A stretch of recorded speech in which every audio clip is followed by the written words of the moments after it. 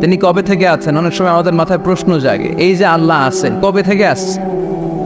কবে থেকে উনি? শুরুটা কবে? আল্লাহ বলে আমি সূচনাহীন অতীত থেকে আছি। আমি এমন অতীত থেকে আছি যেই অতীতের কোনো সূচনা নাই। সুবহানাল্লাহ কইবেন না? আবার আমি সীমাহীন ভবিষ্যৎ পর্যন্ত থাকব। সুবহানাল্লাহ পড়ে। এমন ভবিষ্যৎ যেটা সীমা নাই, এমন অতীত যেটা শুরু হয় নাই, তিনি হচ্ছেন আল্লাহ। চিল্লায় বলেন তিনি কে?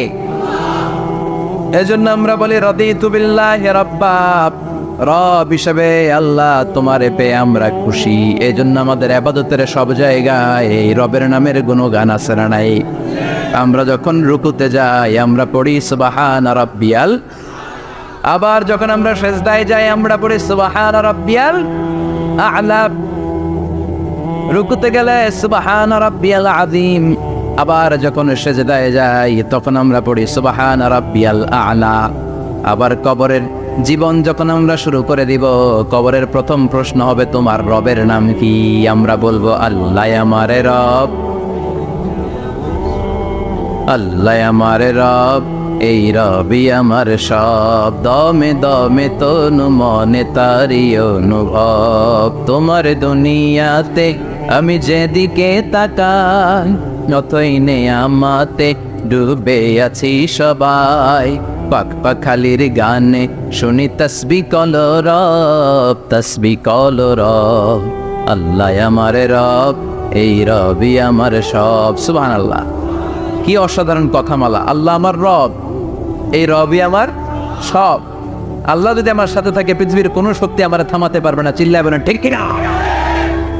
আর এই রবকে যদি তুমি হারাও, রব যদি আমার বিপক্ষে চলে যায়, পৃথিবীর কোনো শক্তি আমার কোনো উপকার করতে পারবে? এজন্য বিশ্বনবী বলতেন ইযা সাআলতা ফাসআলিল্লাহ ওয়া ইযা ইসতাআনতা ফাসতাইন বিল্লাহ। যখন সাহায্য চাইতে মনে চাইবে, সাহায্য চাইবা কার কাছে? আমাদের কোনো গুরুত্বপূর্ণ ঘটনা ঘটলে, গুরুত্বপূর্ণ লাইফ ইভেন্ট ঘটলে, কিংবা আমরা কোনো বিপদে পড়লে সবার আগে আমরা ফেসবুকে শেয়ার দিই, ঠিক না? কথা কন। ফেসবুক অ্যাকাউন্ট নাই কার কার দেখি? ওই আল্লাহর ওলিদেরকে একটু দেখে রাখি। মাশাআল্লাহ, অনেকের নাই, অনেকের ফেসবুক অ্যাকাউন্ট নাই। তো এটার ভালো কাজে লাগানো উচিত। যেটাই আমরা করি এটা যেন ইসলামের পক্ষে যায়, ঠিক কিনা? মিন হুসনি ইসলামিল মারই তানকুহু মা লা ইয়ানিহি। ব্যক্তির ইসলামের সৌন্দর্য হচ্ছে যে অনর্থক কাজ ব্যক্তি করবে না।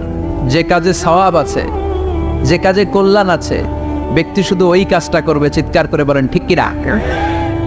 অনর্থক কাজ করা ঠিক না, অনর্থক কথা বলা ঠিক না, অনর্থক সম্পদ নষ্ট করা ঠিক না, অনর্থক টাইম পাস করা ঠিক না।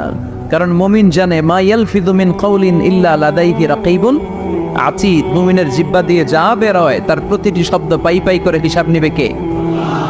আমাদের জীবনে অনর্থক কথা আছে না নাই? চায়ের দোকানে বসলে নিমসারে আছে নাকি এগুলা? অপ্রয়োজনীয় আলাপ, নিজেরও কাজে লাগে না, ফ্যামিলিরও কাজে লাগে না, ইসলামেরও কাজে লাগে না, খালি খোঁচাখুঁচে ঠেলাঠেলি বাড়ায়। এরকম ডাকাত আছে না নাই? অপ্রয়োজনীয় কথা, অপ্রয়োজনীয় কাজও আছে না নাই এদেশে? দেদারসে মানুষ করে বেড়াচ্ছে অপ্রয়োজনীয় কাজ। হুজুরে পাইলে হাজার হাজার ছবি আছে না নাই? এটা অপ্রয়োজনীয় না? হজে গিয়েছিলাম এবার, কমসে কম 10,000 ছবি তুলছে আমার সাথে হাজিরা। অপ্রয়োজনীয়, প্রয়োজন নাই। এসেছে ইবাদত করতে, হুজুর একটা সেলফি। ইয়াং ছেলেপেলারা সেলফি তোলে বেশি। আর বুঝলাম না, আঙ্গুল দুটার এরকম করে রাখে। আমি বললাম এটা কি? হুজুর ইটস গ্যাংনাম স্টাইল। এটা কি? Gangnam style. এরকম বাঁকা করে থাকবে আর এরকম দুটা ছবি তো। এগুলো অনর্থক। মুমিন ওই কাজ করবে যে কাজটা constructive, fruitful for him, for his family and for the society. যেটা তার নিজের কাজে আসবে, যেটা তার ফ্যামিলির কাজে আসবে, যেটা সমাজের কাজে আসবে। এই কাজগুলো করার দরকার আছে না নাই? আমার দেশের যুবক ছেলেগুলো অপ্রয়োজনীয়, কোনো কারণ নাই এই সমস্ত কাজে ঝগড়া বিবাদে আলাপে লিপ্ত থাকার কারণে তাদের যে ইনোভেটিভ পাওয়ার আল্লাহ তাআলা দিয়েছেন এটাকে তারা কাজে লাগাতে পারে না। আমাদের দেশের যুবকদের কিন্তু অনেক ম্যারিড, তারা যখন পৃথিবীর বিভিন্ন দেশের ইউনিভার্সিটিগুলোতে পড়ে তারা র্যাঙ্কিং 1 নম্বরে আসে একেবারে। আমি যে ইউনিভার্সিটিতে পড়ি, ইন্টারন্যাশনাল ইসলামিক ইউনিভার্সিটি মালয়েশিয়া, ওখানে বাংলাদেশিদের ফলাফল রেজাল্ট সবচেয়ে ভালো। হার্ভার্ডে যান, ক্যামব্রিজে যান, অক্সফোর্ডে যান, যেখানেই যাবেন বাংলাদেশিদের ফলাফল অনেক ভালো। তো তারা সেখানে অপ্রয়োজনীয় কাজে তাদের সময়কে নষ্ট করে না। এজন্য যুবক ভাইয়েরা, তোমাদের আছে প্রাণ ঢালা উচ্ছ্বাস, অনেক শক্তি তোমাদের গায়ে। এখন তোমাদের রক্ত গরম, তোমাদের এই গরম রক্ত ইসলামের কল্যাণে কাজে লাগাইতে হবে। শুধু সেলফি তুইলা সময় নষ্ট করা যাবে না, চিল্লায় বলো ঠিক কিনা। কিছুদিন আগে আমি দেখলাম মানবতার দেয়াল। কিসের দেয়াল? কিছু ছেলে পেলে নিউ আইডিয়া, নিউ আইডিয়া বের করেছে যে এটার নাম মানবতার দেয়াল। খুব সম্ভবত মসজিদের এক ওয়ালের মধ্যে তারা লিখেছে মানবতার দেয়াল, আর কিছু হ্যাঙ্গার টানিয়ে রেখেছে, আর বলেছে যেটা অপ্রয়োজনীয় রেখে যান, আর যেটা আপনার লাগবে নিয়ে যান। এই যে শীত, প্রচণ্ড শীতে অনেকের জ্যাকেট নাই, আমাদের কয়েকটা করে জ্যাকেট, জাম্পার, সোয়েটার, চাদর, মাফলার, অনেকের একটাও নাই, আছে না নাই? তারা দেয়ালের নাম দিয়েছে মানবতার দেয়াল। এখানে আপনার অতিরিক্ত পুরান জ্যাকেট থাকলে রেখে যান। তো অনেকে পুরান জ্যাকেট, মাফলার, চাদর ওখানে ঝুলিয়ে রেখে গিয়েছে, আবার লিখে দিয়েছে যার লাগবে তিনি নিয়ে যান। যার মাফলার নাই, যার জ্যাকেট নাই, চাদর নাই, তারা এসে নিয়ে যাচ্ছে। এটা একটা সুন্দর আইডিয়া না? তো চায়ের দোকানে এই ছেলেপেলেগুলো যদি মারামারি করতো, অপরাজনীতি করতো, গুতাগুতি করতো, কিলাকিলি করতো, তাহলে মাথা থেকে এই আইডিয়াগুলো বেরোতো? কথা বলেন। Human capacity is amazing. কি পরিমাণে আল্লাহ তাআলা যে আমাদেরকে ক্যাপাসিটি দিয়েছে, আমাদেরকে যে কত প্রিভিলেজ আল্লাহ তাআলা আমাদেরকে দিয়েছে আমরা জানিই না। আমরা আমাদের দেহে কত শক্তি, সম্ভাবনা নিয়ে যে ঘুরে বেড়াই আমরা অনুধাবন করি না। এজন্য সময়গুলোর কাজে লাগাও। কিন্তু আফসোসের সাথে লক্ষ্য করা যাচ্ছে যুবকদের চরিত্রকে ধ্বংস করে দেওয়ার জন্য যে কয়েকটা হাতিয়ার আছে সবগুলো বাংলাদেশে আছে না নাই? ইয়াবা আছে না নাই? ফেন্সিডিল আছে না নাই? হেরোইন আছে না নাই? মারিজুয়ানা আছে না নাই? এই ফেন্সিডিল, ইয়াবা আগে শুনতাম ইউনিভার্সিটির ছেলেরা খাইতো, এরপরে নাইমা আসলো কলেজে, এরপরে হাই স্কুলে, এখন প্রাইমারি ছেলেদের হাতেও ইয়াবা ঢুকছে। চিল্লা এখন ঠিক কিনা? দেশের যুব সমাজ আজকে কোথায়? পর্নোগ্রাফি, এক একটা মোবাইল, এক একটা হিন্দি সিনেমার কারখানা। ইন্ডিয়ান নায়িকাদের কোমর দোলানো ডান্স আছে না নাই? স্মার্টফোন নিয়ে ছেলে স্মার্ট হয়, কিন্তু ইমান, আখলাক, চরিত্র সব শেষ। অপরাজনীতি, রাজনীতির নামে মন্দ, খারাপ, প্রতিহিংসামূলক ছাত্র রাজনীতি। নেতারা এই যুবক ছেলেদেরকে ইউজ করে, ওর বিরুদ্ধে ও মার, তুই ওরে মার, ওনারা থাকে অন্য জায়গায়, আছে না নাই? এভাবে আমাদের দেশের ছেলেদের চরিত্র, তাদের সম্ভাবনাকে আমরা নষ্ট করে দিচ্ছি। যুবক ভাইয়েরা, in the day of judgement, কিয়ামতের কঠিন ময়দানে আল্লাহ তাআলা 7 শ্রেণীর ব্যক্তিকে তার আরশের নিচে ছায়া দিবেন। এর মধ্যে এক শ্রেণী হচ্ছে তোমরা যারা যুবক, শাবুন নাশাআ ফি ইবাদাতিল্লাহ। ওই যুবক যারা তাদের যৌবনে, তাদের সময়টা, তাদের দিন, তাদের রাত তারা আল্লাহর ইবাদতে কাটিয়েছে। সুবহানাল্লাহ পড়েন। 7 শ্রেণীর মধ্যে 2টা শ্রেণী হলো যুবক। একটা হলো যৌবন সময়ে যারা আল্লাহর ইবাদতে রাত কাটায়, সময় কাটায়। আর দ্বিতীয় ওই যুবক, যে যুবককে কোনো নারী অন্যায় কাজের, অন্যায় প্রেম করার পরকীয়ার অফার দেয়, ওই অফারকে ক্যান্সেল করে ওই যুবক বলে ইন্নী আখাফুল্লাহ, আমি এই পরকীয়ার দিকে যেতে পারি না, কারণ আমার অন্তরে ভয় আছে একজনের, তিনি কে? যাদের হৃদয়ে আছে আল্লাহর ভয়, তারা কবু পথ ভুলে যায় না। আল্লাহর প্রেম ছাড়া এই দুনিয়া কারো কাছে কোনো কিছু চায় না, ঠিক কি না? রাতের আধারে যারা সেজদাতে রয়, দু চোখের স্রোতে নদী যেন বয়। আল্লাহু আকবার। তো তাহাজ্জুদ পড়বে কখন? ফজরে তো পড়তে পারে না, আছে না নাই? রাতের আধারে যারা সেজদাতে রয়, দু চোখের স্রোতে নদী যেন বয়। ছলনার হাতছানি যতই ডাকুক, পেছনে ফিরেও সে তাকায় না। যাদের হৃদয়ে আছে আল্লাহর ভয়, তারা কবু পথ ভুলে যায় না। আল্লাহর প্রেম ছাড়াই দুনিয়ায় কারো কাছে কোনো কিছু চায় না। চিল্লায় বলেন ঠিক কিনা? তার মানে প্রথম হচ্ছে এক যুবক, যেই যুবক তার যৌবনকালের সময়টা আল্লাহর ইবাদতে কাটায়। দ্বিতীয় হলো এমন যুবক পরকীয়ার অফার পেয়ে সে বলে আমি ভয়ে পাই একজনকে, তিনি কে? এজন্য যুবক, তোমার অন্তর আল্লাহর ভয় থাকতে হবে। তোমার সময়টা এমনি কাটানো যাবে না, ইবাদতে কাটাতে হবে, ঠিক কিনা? এজন্য আমরা নামাজের পরে বলি রাদিতু বিল্লাহি রাব্বা, আল্লাহকে রব হিসেবে পেয়ে আমরা খুশি। তারপরে বলি অবিল ইসলামি দীনা, ইসলামকেও দিন হিসেবে পেয়ে আমরা খুশি না বেজার? কথা কন, খুশি না? আপনি খুশি হইলে আপনার লাভ, খুশি না হইলে আপনার লস। ইসলামের বিজয়কে সমুন্নত করবে কে? ইসলামের পতাকা পত পত করে হোয়াইট হাউসের উপরও একদিন ঝুলবে। চিল্লায় বলেন ঠিক কিনা? আল্লাহ বলেন খবরদার, ফু দিয়ে ইসলামের বাতি তোরা নিভাতে পারবি না। ইউরিদুনা লিউতফিউ নূরাল্লাহি বিআফওয়াহিহিম ওয়াল্লাহু মুতিম্মু নূরিহি ওয়ালাউ কারিহাল কাফিরুন। ইসলাম বিরোধীরা চায় মুখের ফুৎকারে ইসলামের বাতিকে নিভিয়ে দিতে। আল্লাহ বলে খবরদার, ষড়যন্ত্র করে লাভ নাই, ইসলামের বিজয় আমি নিশ্চিত করে দেব। স্যামুয়েল হ্যান্টিংটন একটা বই লিখেছে, দ্য ক্লাশেস অফ সিভিলাইজেশন। এই বইতে তিনি বলেছেন এই যে সভ্যতার সংঘাত, এত সভ্যতা, চায়না সভ্যতা, আর্য সভ্যতা, বৈদিক সভ্যতা, সিন্ধু সভ্যতা, মহেঞ্জোদারো সভ্যতা, ইরাকীয় সভ্যতা, মিশরীয় সভ্যতা, একটার পর একটা সভ্যতা পৃথিবীতে এসেছে, একটার পর একটা সুপার পাওয়ার। এখন সুপার পাওয়ার হচ্ছে ইউনাইটেড স্টেটস অফ আমেরিকা, ধারণা করা হচ্ছে এরপরে চায়না হবে সুপার পাওয়ার, আবার অনেকে বলছে এরপরে ইন্ডিয়া হবে সুপার পাওয়ার। এভাবে একটার পর একটা সুপার পাওয়ার যাওয়ার পরে সর্বশেষ যে সুপার পাওয়ারটা পৃথিবীর বুকে মাথা উঁচু করে দাঁড়িয়ে থাকবে সেটার নাম হচ্ছে ইসলাম। সেটার নাম কি? তার নমুনা গোটা বিশ্বব্যাপী আছে না নাই? ইসলামকে যত দমাইতে চায় এটা আরো উপরের দিকে ওঠে। সুবহানাল্লাহ কইবেন না? ইসলামের বৈশিষ্ট্য হচ্ছে চারা বীজের মতো। চারা বীজ তো আপনারা চিনবেন, নিমসালের মানুষ। বীজ, ইসলাম হচ্ছে বীজের মতো। ইসলামের শত্রুরা ইসলামকে মাটিতে গেড়ে দিতে চায়, কিন্তু ইসলাম হচ্ছে বীজের মতো, চারা বীজ। চারা বীজ মাটিতে গেড়ে দিলে কি হয়? কথা কর, আরো গজিয়ে ওঠে, মাটি ফেড়ে উপরের দিকে উঠে চিৎকার করে বলে ঠিক কি না?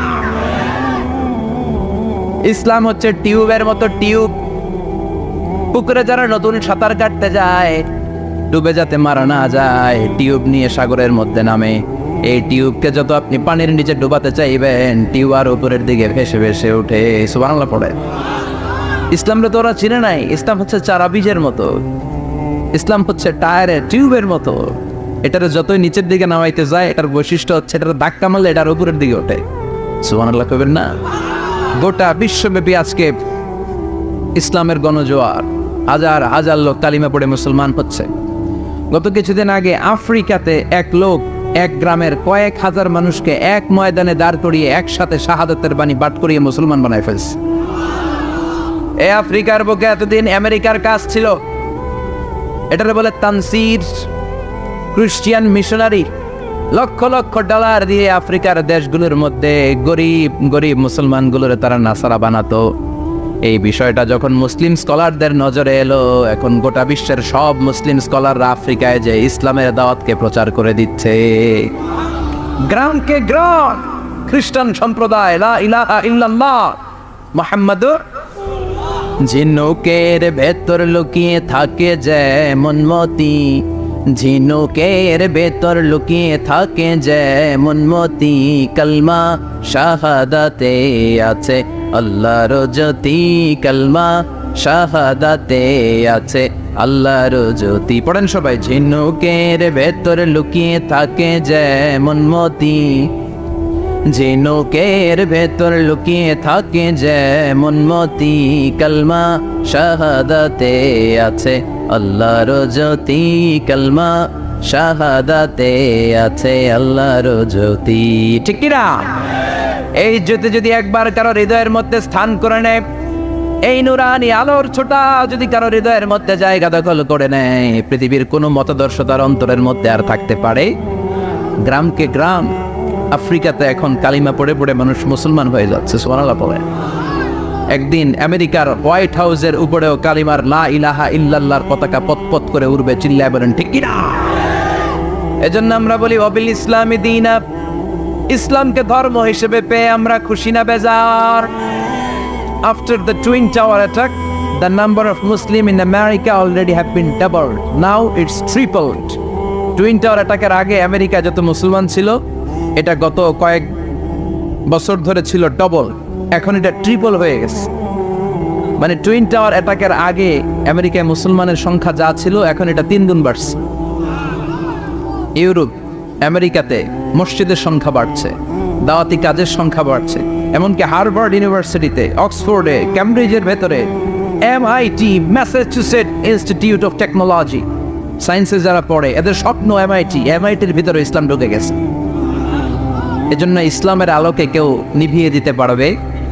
ইসলামের গতিকে কেউ থামিয়ে দিতে পারবে? এটা অসম্ভব। এজন্য ইসলামের বিজয় সুনিশ্চিত। আমরা যারা লেগে থাকতে পারবো, আমাদের কপালকে উজালা করে দিবে কে? আর বিরোধিতা যারা করবো তাদের সব শেষ, দুনিয়াও শেষ, আখিরাতও আমও শেষ, সালাও। এজন্য আমরা বলি রাদিতু বিল্লাহি রাব্বা, আল্লাহ তোমার রব হিসেবে পেয়ে আমরা বড্ড খুশি। ওয়াবিল ইসলামি দীনা, ইসলামকে ধর্ম হিসেবে পেয়ে আমরা খুশি। ওয়াবি মুহাম্মাদিন রাসূলা, বিশ্ব নবীকে রাসূল হিসেবে পেয়েও আমরা খুশি না বেজার? এমন রাসূল, গোটা বিশ্বের শ্রেষ্ঠতম রাসূল, শ্রেষ্ঠতম ব্যক্তিত্ব, যার কাছ থেকে পজিটিভ কোনো জিনিস ছাড়া নেগেটিভ কোনো জিনিস প্রকাশিত হয় নাই, সব ইতিবাচক। Always come back positive, not go back negative. সবসময় পজিটিভ বলতেন, পজিটিভ ভাবতেন, পজিটিভ কাজ করতেন।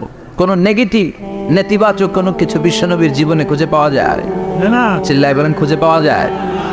As a father, as a husband, as a commander, as a lawyer, as a reformer of the society, Muhammad is the superman of the world. গোটা বিশ্ব এখন তাকে Superman ভাবতেছে, বস অফ দ্য অল বসেস। পৃথিবীতে যত বস এসেছে, সব বসের সবচেয়ে বড় বস হচ্ছে বিশ্বনবী মুহাম্মদ সাল্লাল্লাহু। এজন্য আমরা বলি নবী মুহাম্মাদিন রাসূলা। আল্লাহকে রব হিসেবে পেয়ে আমরা যেমন খুশি, ইসলামকে ধর্ম হিসেবে পেয়ে তেমন খুশি, বিশ্বনবীকেও রাসূল হিসেবে পেয়ে খুশি না বেজার? কথা কন। এই বিশ্বনবীর ভালোবাসা যদি অন্তরে না থাকে, জান্নাতে ঢোকা যাবে নাকি? আল্লাহর ভালোবাসা, বিশ্বনবীর ভালোবাসা অন্তরে থাকার দরকার আছে না নাই? আল্লাহকে যে পাইতে চায়, হযরতকে ভালোবেসে, আরশ কুরসি লৌহ কালাম না চাইতে পেয়েছে সে। হযরতকে ভালোবেসে, আরশ কুরসি লৌহ কালাম না চাইতে পেয়েছে সে। চিল্লায় বলেন ঠিক কি না? নবীর ভালোবাসা অন্তরে থাকতে হবে। তাহলে 3টা জিনিসের ঘোষণা আমরা দেই নামাজের পর। আল্লাহকে রব হিসেবে পেয়ে আমরা খুশি, ইসলামকে ধর্ম হিসেবে পেয়ে খুশি, বিশ্বনবীকে রাসূল হিসেবে পেয়ে খুশি, আবার এই কিতাবটারে সংবিধান হিসেবে পেয়ে আমরা খুশি না বেজার? এটার আলোকে আমাদের সমাজ প্রতিষ্ঠিত হোক, মদিনার সমাজ হোক, সোনালী সমাজ হোক, আলোকিত সমাজ হোক। আমরা চাই কি চাই না? এই কোরআনের আইন দিয়ে আমার দেশ চলুক, আমরা চাই কি চাই না? এই কোরআনে ধর্ষকদের বিচার আছে না নাই? অবিবাহিত ধর্ষক হলে 100 ব্যাট, আর যদি বিবাহিত ধর্ষক হয় ডেথ পেনাল্টি। সৌদিতে করে হেড অফ, মাথাটাকে নুইয়ে তলোয়ার দিয়ে এক কোপ মেরে গর্দানটা আলাদা করে দেয়, ঠিক কিনা? অনেক দেশে ডেথ পেনাল্টি করে হ্যাঙ্গিং এর মাধ্যমে, ফাঁসির মাধ্যমে। দর্শনের বিচার বাংলাদেশে সহজে পাওয়া যায় না, কিন্তু কোরআন দিয়ে বিচার করলে ওই বিচার আছে না নাই? নোয়াখালীর এক বোনকে দর্শন করা হয়েছে, গোটা বাংলার জামিনে এই নিউজটা আছে না নাই? কোরআনের বিচার থাকলে আলটিমেটার মতো 24 ঘন্টা, 24 আওয়ার্সের মধ্যে ধর্ষককে ডেকে এনে বাইতুল মোকাররমের স্কয়ারের সামনে লক্ষ মানুষের চোখের সামনে ফাঁসির রশিতে ঝুলিয়ে দেওয়া হতো। বড় বড় চোরগুলোর হাত কেটে দেওয়া হতো। কলা চোর, ডিম চোর, মুরগি চোর না, বড় বড় সাইজের চুরি যারা করে 1000 কোটি টাকা মেরে দেয়, দেশের 12টা বাজিয়ে দেয়, দেশের 10-এর সর্বনাশ করে, সিমেন্ট খাইয়া, টিন খাইয়া, রড খাইয়া সব হজম করে। ব্রিজ ভেঙে গেলে ব্রিজের ভেতরে পাওয়া যায় বাঁশ, তার মানে রড গেছে কই? হ্যাঁ, পেটে। এগুলোর এক একটার পেটে 10টা করে পাকস তুলে দিছে আল্লাহ। 10টা স্টোমাক না থাকলে রড হজম হয়? কথা কয় না। এগুলোর বিচার হওয়ার দরকার আছে না নাই? কোরআনের রাজ যদি কায়েম হয়, এই সবগুলো বড় বড় চোরের বিচার হবে, লাইভ ব্রডকাস্টিং হবে টিভিতে, আমরা সবাই দেখবো কেমন করে তাদের হাত কাটা হয়। ওই সমাজ আমাদের দেশে চালু হোক, আমরা চাই কি চাই না? তাহলে সোজা সাপটা হিসাব, এই 4টা জিনিসের বিরুদ্ধে কেউ অবস্থান নিলে তাদের বিরুদ্ধে আমাদের অবস্থান জোরে কোন ঠিক কিনা? আর এই 4টা জিনিসের পক্ষে যারা কথা বলবে তাদের জন্য আমাদের অন্তরে দোয়া আছে না নাই? এক হচ্ছে আমার রব, 2 হলো আমার ইসলাম, 3 হলো আমার পেয়ারা নবী, 4 হলো আমাদের আল্লাহর দেয়া সংবিধান কোরআন। এই 4টা জিনিসের বিরুদ্ধে কথা বললে খবর আছে না নাই? এই 4টা জিনিসের বিরুদ্ধে কথা বলা হবে মুসলমানদের দেশে। এই 4টা জিনিসকে কটূক্তি করা হবে, অপমান করা হবে, আর এর বিরুদ্ধে প্রতিবাদ আসবে না। মুমিন চুপ করে বসে থাকবে, সেটা মুমিন নয়, সেটা মুনাফিক। চিল্লায় বলেন ঠিক কিনা? এজন্য এই 4টা জিনিসের বিরুদ্ধে কথা বললে প্রতিবাদের ঝড় তোলার দরকার আছে না নাই? রাজি আছো মুসলমান? এই 4টা জিনিসের জন্য ভালোবাসা আমাদের অন্তরে তুমি স্থান করে দাও। এগুলোকে পুঁজি করে যেন আমরা জান্নাতের অধিকারী হতে পারি, তুমি তৌফিক দাও। আর জোরে পড়েন আমিন। আজকে আমরা যে বইটা থেকে কথা শুনবো, বইটার নাম কি বলেন? আরো জোরে বলেন কি নাম? আজকে আমরা জানার নিয়তে, শিখার নিয়তে, আমাদের আখিরাতটাকে সুন্দর করার নিয়তে কোরআন থেকে কিছু কথা শুনবো ইনশাআল্লাহ। পড়েন, আরো জোরে পড়েন ইনশাআল্লাহ। আমাদের সবকিছু হয়ে যাচ্ছে শো অফ, মাহফিল হয়ে যাচ্ছে শো অফ, আলোচনাগুলো হয়ে যাচ্ছে শো অফ, লোক দেখানো ভাব। অন্তরে ইখলাস নাই, আল্লাহর প্রতি দরদ নাই, স্রষ্টার প্রতি অগাধ বিশ্বাস আর ভালোবাসা নাই। আমাদের ডে টু ডে লাইফের চিত্র যদি আমরা খেয়াল করি তাহলে দেখবো our spirituality is going down, our লিল্লাহিয়াত ইখলাস ইজ গোয়িং ডাউন। আমাদের ইখলাস যাচ্ছে নিচের দিকে, মানে কমছে, ডিক্রিজিং ডে আফটার ডে। কিন্তু our greed, our jealousy, our arrogance, আমাদের অহংকার, আমাদের ক্ষমতার প্রতি লোভ, আমাদের হিংসা, এগুলো দিন দিন উপরের দিকে যাচ্ছে। চিল্লায় এখন ঠিক কিনা? এই তাফসির মাহফিলগুলোর মূল উদ্দেশ্য হচ্ছে আমাদেরকে রাইট ট্র্যাকে নিয়ে আসা। We should come back to the right track. Train যদি লাইনচ্যুত হয়, অ্যাক্সিডেন্টের সম্ভাবনা আছে না নাই? লাইনচ্যুত হয়ে গেলে রেল কর্তৃপক্ষ এটাকে এসে আবার লাইনে তুলে দেয়, ঠিক কিনা? আমরা শয়তানের ওয়াসওয়াসাতে প্রায় লাইনচ্যুত হয়ে যায়। এই তাফসির মাহফিলগুলোর উদ্দেশ্য হচ্ছে আমাদেরকে আবার লাইনে তুলে দেয়া। আলহামদুলিল্লাহ কম। এই জন্য সময় নষ্ট করে, যে সময় ব্যয় করে যে আমরা এসেছি, আসলে আমরা শুরুতেই নিয়তটাকে খালেস করে নেই, যে আজকে আমরা যা শুনবো আমলের নিয়তে শুনবো, ইখলাসের সাথে শুনবো, নিজেকে পরিবর্তন করার জন্য শুনবো, আমার আখিরাতটাকে, আমার জান্নাতটাকে সুন্দর করার জন্য শুনবো। আসলে আমরা সরাসরি কোরআন থেকে শুনি, কেননা কোরআন থেকে কথা শুনলেই বরকত। কোরআন থেকে কথা শুনলে জীবন আলোকিত হয়। জীবনটা আলোকিত করে দেয় কে? কারণ সব সমস্যার সমাধান দিতে পারে। সমাধান চাও যদি জীবনে, মরণে ফিরে যাও, খুঁজে নাও, চোখ রাখো কোরআনে। চোখ রাখবেন কোথায়? না টিভির পর্দায়? কোথায়? সমাধান চাও যদি জীবনে, মরণে ফিরে যাও, খুঁজে নাও, চোখ রাখো কোরআনে। If you want the solution this dunya and akhirah, go back, have a look to the holy Quran. Subhanallah পড়েন। সমাধান চান তো go back, sit down and have a look to the Quran. আপনার জীবনের সব সমস্যার সমাধান কোরআনের ভেতরে আছে না নাই? সেই কোরআন থেকে আমরা কথা শুনবো। আমি আমার খুতবার শুরুতে সূরাতু আল কারিয়ার প্রথম 3টি আয়াত তেলাওয়াত করেছি।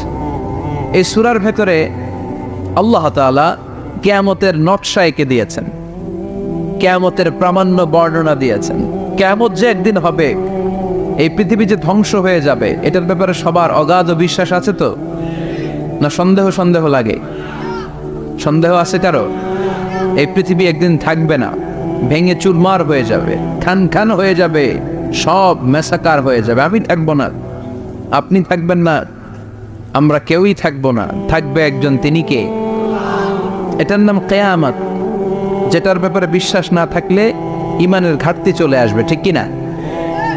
তো সেই কিয়ামতের দিনটা কেমন হবে, কিয়ামতের দৃশ্যটা কিরকম হবে, এর নকশা খুব সংক্ষিপ্ত পরিসরে মাত্র 11টা আয়াতে আল্লাহ তুলে ধরেছেন।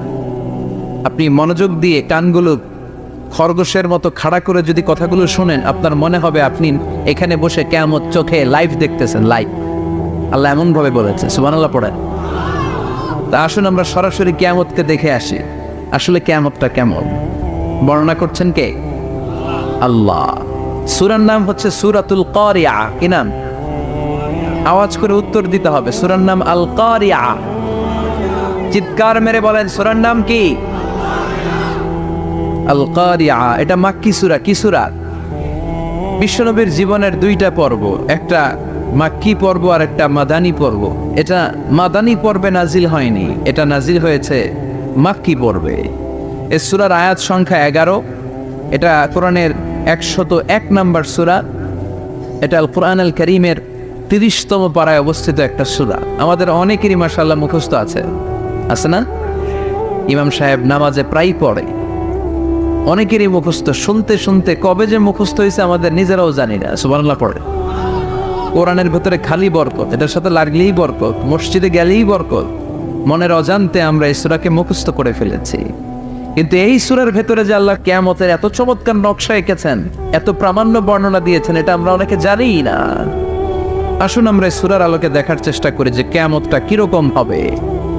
আল্লাহ একটা শব্দকে এই সূরার শুরুতে 3 বার উল্লেখ করে আমাদের দৃষ্টি আকর্ষণ করেছেন। আল্লাহ tried to draw our attention by mentioning 3 times a word, and that is al-qari'ah. al-qari'ah শব্দটাকে তিনি 3 বার উল্লেখ করে আমাদের দৃষ্টি আকর্ষণ করেছেন। একটা শব্দ 3 বার বললে মানুষের দৃষ্টি আকর্ষিত হয় না? যেহেতু এটা আরব দেশে নাজিল হয়েছে, আবার মক্কায়, মক্কার লোকেরা আরবি বুঝে, তাদেরকে প্রথম বলা হলো আল কারিয়া। তারা ফিরে তাকালো, কি আল কারিয়া? আবার বলা হলো মাল কারিয়া। কি মাল কারিয়া? আবার বলা হলো ওমা আদরাকা মাল কারিয়া। আবার তারা ফিরে তাকালো। দৃষ্টি আকর্ষণের জন্য আল্লাহ তাআলা 3 বার এই শব্দটা বলেছেন। এজন্য এই শব্দের একটা সিগনিফিকেন্স, একটা গুরুত্ব, অর্থবহ একটা মানদণ্ড আছে না নাই? আল কারিয়া শব্দের অর্থ হচ্ছে বিকট আওয়াজ। আল কারিয়া মানে কি? কথা বলেন, আরো জোরে বলেন। বিকট আওয়াজ। এই বিকট আওয়াজটা তৈরি করার জন্য আল্লাহ তাআলা একজন ফেরেশতা তৈরি করেছেন, যার নাম হচ্ছে ইসরাফিল। নাম কি? আমাদের মধ্যে অনেকের নাম কিন্তু আমরা ইসরাফিল রাখি, তাই না? ইসরাফিল আছে না নাই? আজরাইল কিন্তু রাখে না। কে ডরে? কেন রাখে না? ভয় পায়। কিন্তু ইসরাফিল আছে, আমার পরিচিত অনেকে আছে ইসরাফিল। তো এই ফেরেশতার পা হচ্ছে জমিনের নিচে, মাথা হচ্ছে আকাশের উপরে। এই ফেরেশতার কাজ হচ্ছে ওই বিকট শব্দ তৈরি করা। উনি একটা সাইরেনের মধ্যে ফু দিবেন, হুইসেল দিবেন, ট্রাম্পেট। ওই ট্রাম্পেটে, ওই সাইরেনে, ওই হুইসেলে ফু দিলেই শুরু হয়ে যাবে আল কারিয়া। মাল ওমা আদরাকা মাল। এই ফেরেশতার দায়িত্বই হচ্ছে ওই বাঁশির মধ্যে ফু দেয়া। হুইসেল, সাইরেন, ট্রাম্পেট, আরবিতে এটাকে বলা হয় আসসুর। ইদা নুফিখা ফিস সূরি নাফখা ওয়াহিদা। যখন তিনি ওই সিংহে একটা ফু দিবেন, সব লন্ডভন্ড হয়ে যাবে, কিচ্ছু খুঁজে পাওয়া যাবে না। আল্লাহ ওনাকে তৈরি করেছেন শুধু এই হুইসেলের মধ্যে, বাঁশির মধ্যে 3টা ফু দেওয়ার জন্য। কয়টা? উনি সৃষ্টির শুরু থেকেই এই বাঁশিটাকে 2 ঠোঁটের মাঝখানে রেখে আল্লাহর আরশের দিকে তাকিয়ে আছে, and just waiting for the green signal. আল্লাহর পক্ষ থেকে সবুজ সংকেতের অপেক্ষায়। যখনই আল্লাহর অর্ডার করবে তখনই শুরু হয়ে যাবে আল কারিয়া। মাল ওমা আদরাকা মাল। সৃষ্টির শুরু থেকেই ইসরাফিল ফেরেশতা বিশাল সিংহাটাকে দুই ঠোঁটের মাঝখানে করে আরশের দিকে তাকিয়ে আছে, কখন আল্লাহ অর্ডার দিবে। অর্ডার দিতে দেরি, ফুৎকার দিতে দেরি নাই, ঠিক কিনা? বিকট আওয়াজ, গগন বিদারী শব্দ, প্রচন্ড একটা সাউন্ড, জাইগান্টিক সাউন্ড, যে আওয়াজ, যে শব্দ কেউ শুনে নাই।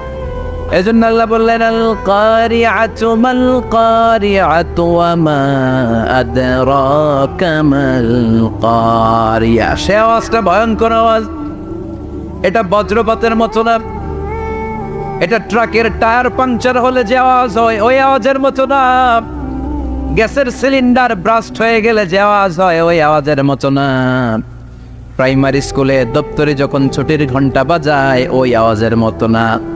ওই আওয়াজটা এমন আওয়াজ, ওই আওয়াজ পৃথিবীর কেউ শোনে নাই।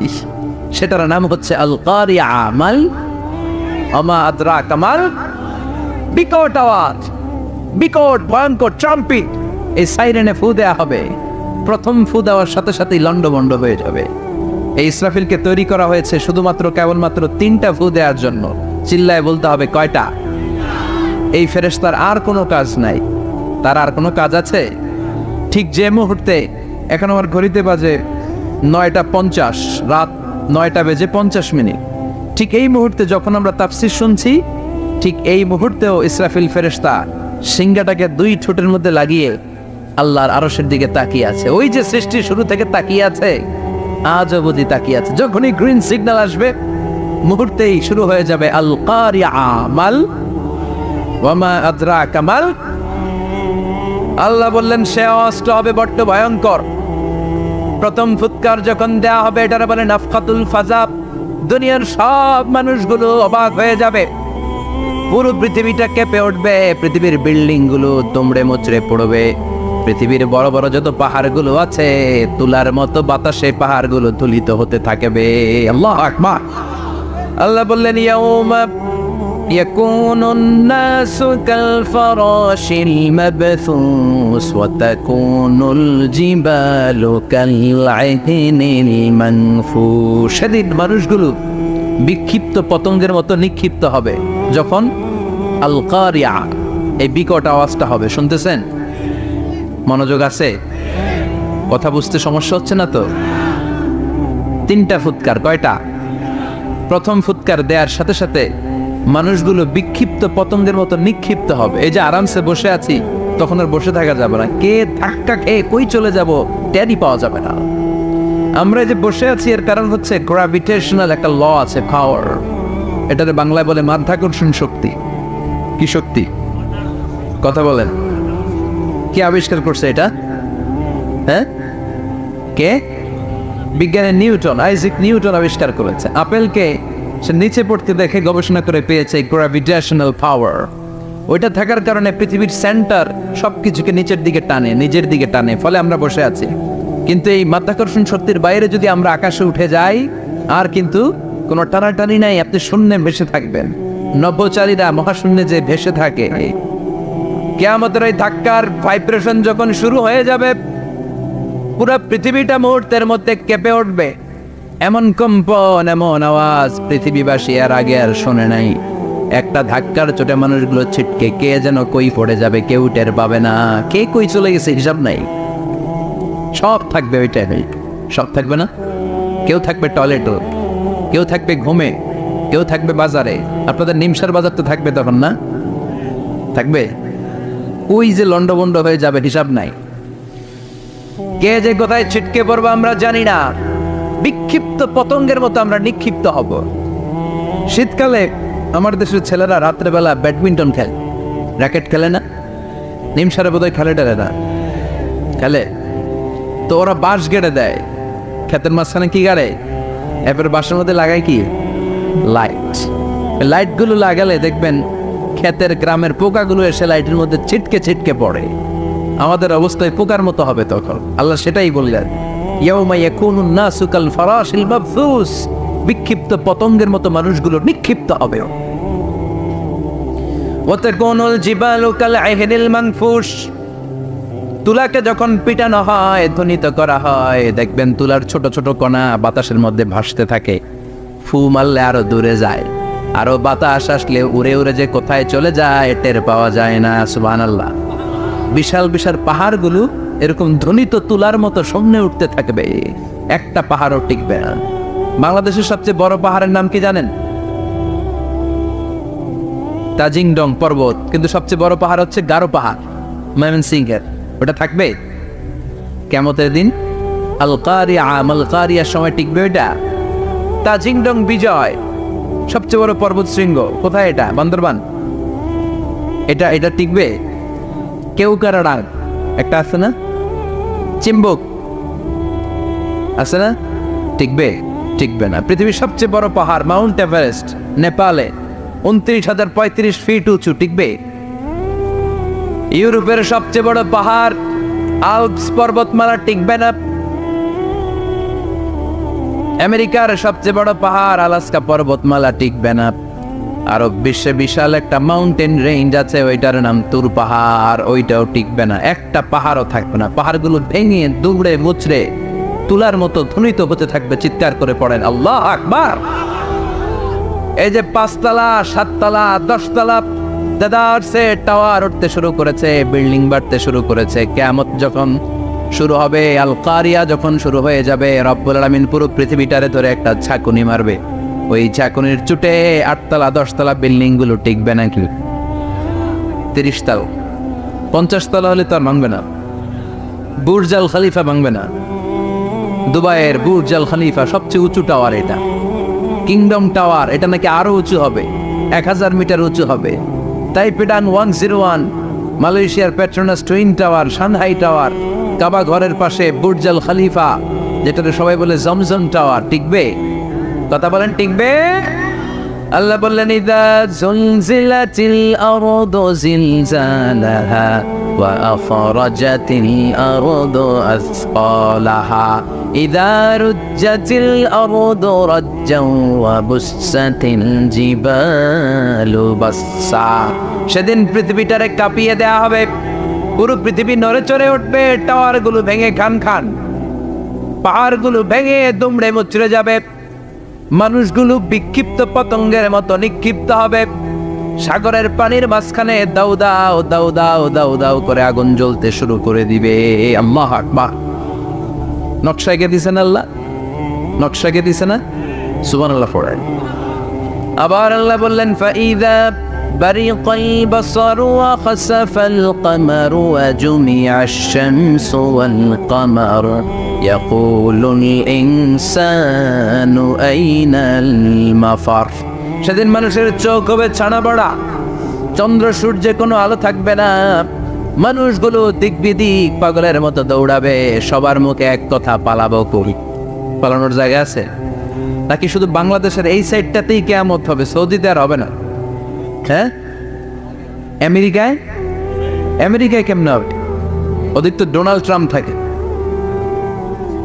হ্যাঁ, আমেরিকাতেও হবে, জাপানে হবে, ইন্ডিয়াতে হবে, গোটা বিশ্বে একসাথে কাপাকাপি আর এই ধ্বংসলীলা শুরু হয়ে যাবে। চিৎকার করে বলেন ঠিক কি না? আল্লাহ বলেন ইয়াউমা নাতউইস সামা কাতাইয়িস সিজিল্লিল কুতুব। আকাশ আর আকাশ থাকবে না। কাগজ যেমনি আমরা এরকম ফোল্ড করে ফেলি, ভাঁজ করে ফেলি, মন চাইলে কাগজকে যেমনি আমরা এরকম হাতের মধ্যে গুটিয়ে নেই, সেদিন আকাশটারে হাতের মধ্যে গুটিয়ে নিবে কে? মানুষগুলো পাগলের মতো দৌড়াবে। কেউ থাকবে টয়লেটে, কেউ হসপিটালে, কেউ মাজারে, কেউ বাজারে, যে যেখানে থাক, শুরু হয়ে যাবে কিয়ামতের এই ভয়াবহ দৃশ্য। দুধের বাচ্চাকে রেখে দিয়ে মা দৌড়ে পালাবে। দুধের বাচ্চা রেখে মা কোথাও যায়? কলিজার টুকরা এটা, দুধের বাচ্চা, এটারও ফেলে মা কোথাও যায় না। কিন্তু কিয়ামতের ওই ঝাঁকুনির দৃশ্য দেখে আল কারিয়া মাল ওয়া মা আদরাকা মাল, এই দৃশ্য দেখে দুধের বাচ্চারে রেখে মা দিবে দৌড়। অনেক গর্ভবতী মহিলা থাকবে এই কিয়ামতের সময়ে, যাদের পেটের ভেতরে 2 মাসের বাচ্চা, 3 মাসের বাচ্চা, অপরিপক্ক অপরিণত, বাচ্চাটা এখনো বড় হয় নাই, কোনো বাচ্চার হাত পা এখনো হয় নাই। কিয়ামতের এই ভয়ঙ্কর দৃশ্যটা দেখে জায়গার মধ্যে 3 মাসের অপরিণত বাচ্চাটা ডেলিভারি হয়ে যাবে। আল কারিয়া মাল কারিয়া। আমা আতরা কামাল। পৃথিবীর যখন এইরকম দৃশ্য, আল্লাহ তাআলা ইসরাফিলকে বলবেন, ইসরাফিল তোর তো 3টা ফুৎকার দেওয়ার দায়িত্ব ছিল, দিয়েছে কয়টা? চিল্লায় বলেন কয়টা? এবার আল্লাহ বলবেন এবার দ্বিতীয় ফুৎকার দেয়া। কয় নাম্বার ফু দিবে?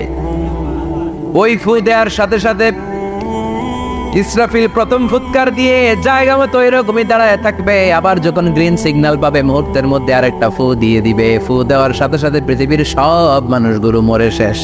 কেউ থাকবে? থাকতে পারবো আমরা? থাকার জন্য আসছি। একদিন মাটির ভেতরে হবে ঘরে মন আমার, কেন বান্ধ দালান ঘর, প্রাণ পাখি উড়ে যাবে পিঞ্জর ছেড়ে, ধরা ধামে সবই রবে তুমি যাবে চলে, বন্ধু বান্ধব যত মাতা পিতা দ্বারা সুত সবই হবে তোমার পরে মন আমার, কেন বান্ধ দালান ঘর, একদিন মাটির ভেতরে হবে ঘরে মন আমার, কেন বান্ধ দালান ঘর। ঠিক কিনা? এই গানের কথামালাটা খুব সুন্দর না? আখিরাতের রিমাইন্ডার আমাদেরকে দেয়। এই যে দুনিয়া দুনিয়া, টাকা পয়সা আরো লাগবে, আরো কামাবো, এটাতে আমার হবে না, আরো চাই আরো চাই। এই প্রতিযোগিতা, এই কম্পিটিশন, ওর 5 তলা আমার লাগবে 7 তলা, ওর আছে 20 লাখ আমার লাগবে 30 লাখ, প্রতিযোগিতা আছে না নাই? এগুলো আমাদেরকে পাগল বানিয়ে দিয়েছে, মহাচ্ছন্ন করে ফেলেছে। পৃথিবীটা আসলে একটা মরিচিকা, বোকা, লোভ লালসা, আজ আছে কাল নাই। 2 নাম্বার ফুৎকার দেওয়ার সাথে সাথে পৃথিবীর সব শেষ। মালাকুল মাউত পৃথিবীর সব মানুষের রূহ কবজ করবে। আল্লাহ বলবেন, মালাকুল মাউত আখবিরনি মাইয়াবকা, আমাকে বল আর কে আছে। মালাকুল মাউত বলবে, পৃথিবীর সব মানুষের রূহ কবজ করে শেষ, কেউ নাই। মানুষবিহীন পৃথিবী, মানুষের কোলাহলে পৃথিবীটা মুখরিত থাকতো এতদিন। গোটা পৃথিবীব্যাপী মানুষের কোলাহল, ওই যে সাইয়েদনা আদম থেকে শুরু হয়েছে, আর থামে নাই। মানুষ আর মানুষ, মানুষ আর মানুষ, মানুষ আর মানুষ, সব মানুষ শেষ। আল্লাহ আশরাফুল মাখলুকাত একটারেও রাখি নাই, সব শেষ। শুধু আছে জিন জাতি। আল্লাহ বলবেন, যাও এবার জিন জাতি ধরো, জিনদের রূহ কবজ করো। মালাকুল মাউত কিন্তু জিনদের রূহ কবজ করে। ওমা খলাকতুল জিন্না ওয়াল ইনসা ইল্লা লিয়াবুদুন। জিন জাতি আর মানব জাতি, এই 2 জাতিকে আল্লাহ তাআলা তৈরি করেছে কার ইবাদতের জন্য। আমরা যেমনি নামাজ পড়ি, জিনেরাও নামাজ পড়ে। আমরা যেমনি রমাদানের রোজা রাখি, জিনেরাও রমাদানের ফরজ রোজা রাখতে হয়। আমরা যেমনি হজ করি, জিনেরাও হজ করে।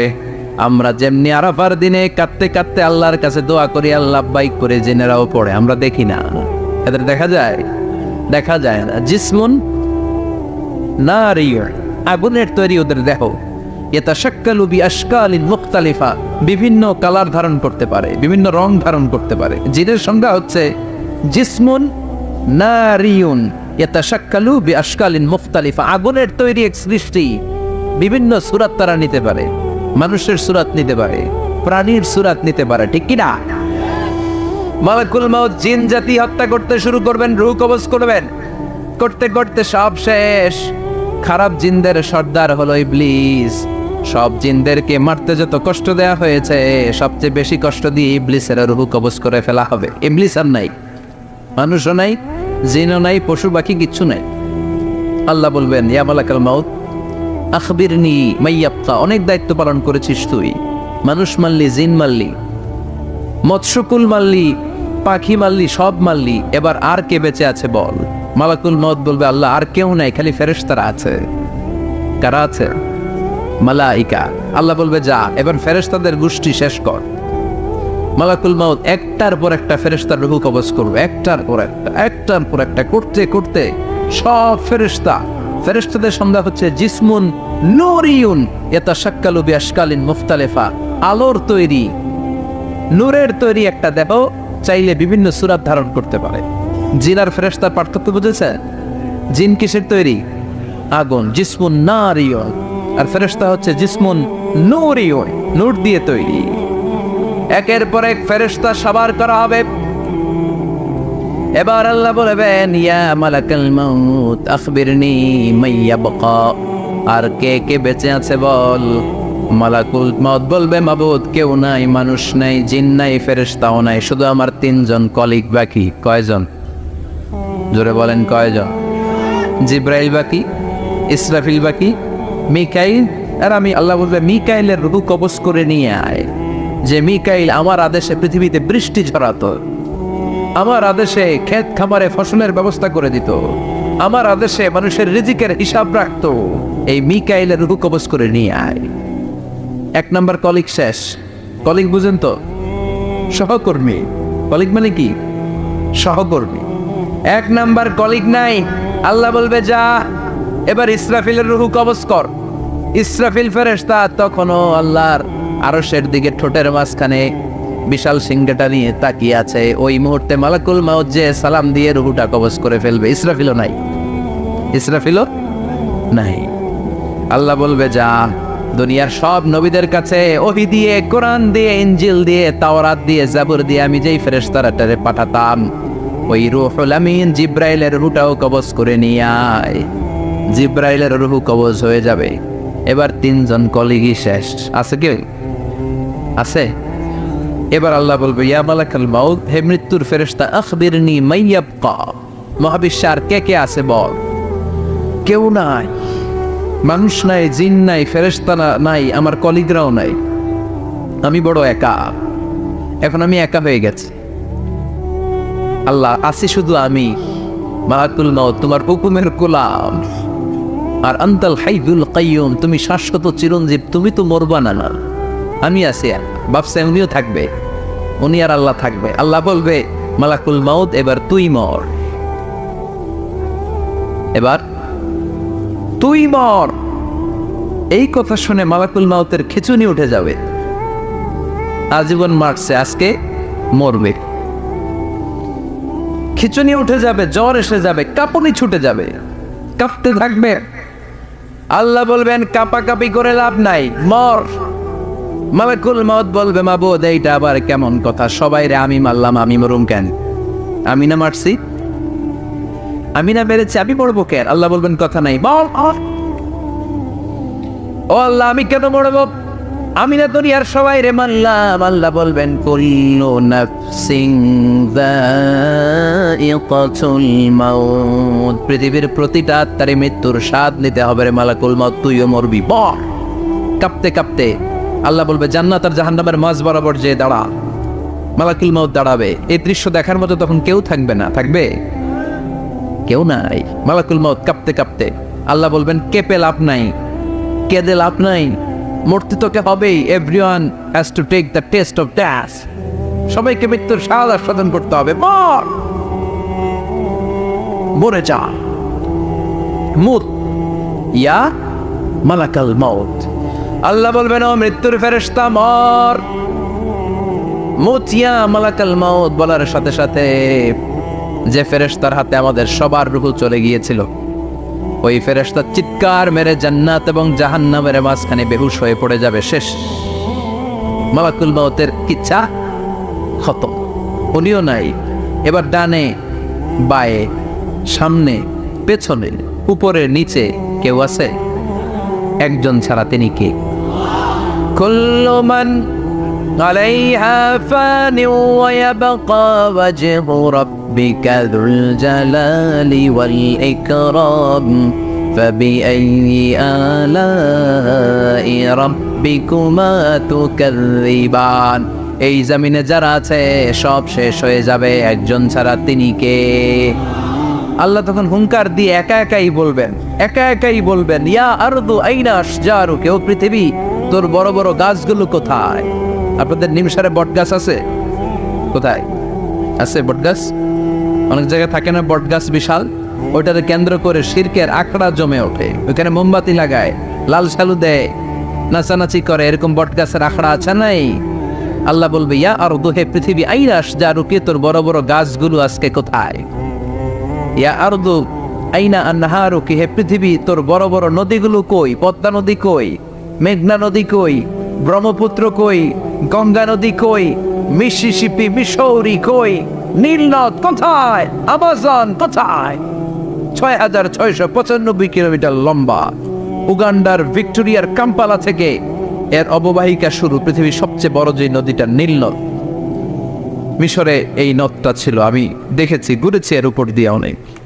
5 বছরে নীল নদের পানি আমি খেয়েছি। মিশরের নীল নদ ছাড়া কোনো মিঠা পানির উৎস নাই। এজন্য প্রাচীন ঐতিহাসিক, ওনার নাম হেরোডোটাস, উনি বলেছিলেন Egypt is the gift of Nile. মিশর হচ্ছে নীল নদের দান। নীল নদ না থাকলে মিশরে কেউ থাকতো না। আল্লাহু আকবার পড়েন। 2টা নদী সিদরাতুল মুনতাহা থেকে জান্নাতের কানেকশন নিয়ে পৃথিবীতে এসেছে। একটা হচ্ছে ইরাকের দজলা ফোরাত নদী, আর একটা হচ্ছে মিশরের নীল নদী। সুবহানাল্লাহ পড়বেন না? 5 বছর আমি এই নীল নদের পানি খেয়েছি যখন মিশরে ছিলাম।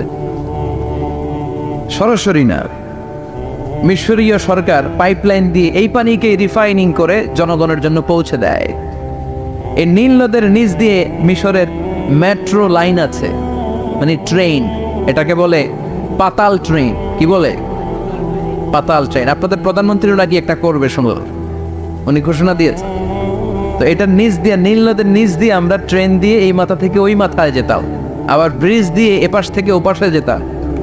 10টা দেশ ঘুরে এই নীল নদ, একটা সাগর আছে মেডিটেরেনিয়ান সি, মানে ভূমধ্য সাগর, ওইটার সাথে মিলিত হয়েছে। আল্লাহ সেদিন বলবেন আইনা নাইল, নীল নদ আজকে কোথায়? আইনাল আনহার, নদীগুলো কোথায়? আইনাল কুসুর, প্রাসাদগুলো কই? রাজপ্রাসাদ, টাওয়ার কোথায়? আইনাল জাবাবেরা, অত্যাচারী শাসকগুলো আজকে কোথায়? যারা ক্ষমতার চেয়ার পেলে আর নামতে চায় না, এই ডাকাতগুলো আজকে কোথায়? আল্লাহ বলবে আইনাল জাবাবেরা, ফেরাউন কোথায়? নমরুদ কোথায়? আবু জাহেলের গোষ্ঠী কোথায়? ফেরাউনের চাচাতো ভাইরা কোথায়? নমরুদের চাচাতো ভাইরা কোথায়? কোথায়? যারা ক্ষমতার দাপট দেখিয়েছে, কোনো আওয়াজ আছে? কথা বলেন। আল্লাহ বলবেন লিমানিল মুলকুল ইয়াউমা লিল্লাহিল ওয়াহিদিল কাহ্হার। লিমানিল মুলকুল ইয়াউম, আজকে ক্ষমতা কার? একটা চিৎকার দিয়ে উত্তর দেন, সেদিন ক্ষমতা কার? Who belongs the kingdom today? আল্লাহ বলবেন আজকে ক্ষমতা কার? ক্ষমতা শুধু একজনের। চিল্লায় বলেন, তিনি কে?